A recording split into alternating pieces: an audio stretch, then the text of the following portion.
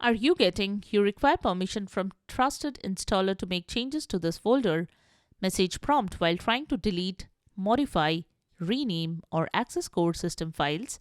Then you are at the right place, as here is how to fix the issue. Let's get started.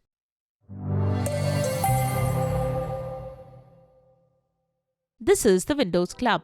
The message prompt "You require permission from TrustedInstaller to make changes to this folder" will pop up when you try to delete, modify, rename, or access core system files that are protected under the ownership of the TrustedInstaller process. In order to do the necessary changes, you need to take ownership of the files. We will show you how in this video. Let's get started. Method 1.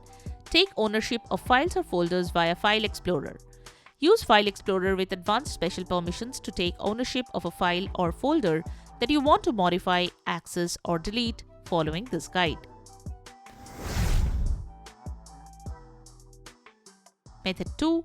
Take ownership of files or folders using Command Prompt. Open Command Prompt as administrator following this guide. In the Command Prompt window, execute the command. Next, execute this command. Once the commands execute, exit the command prompt.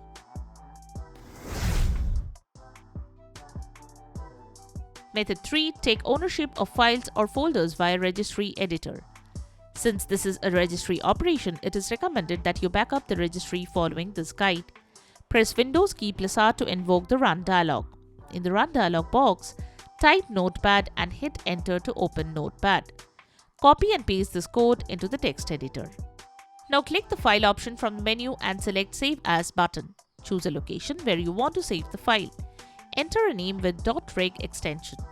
Choose all files from the Save As type drop-down list. Double-click the saved .reg file to merge it.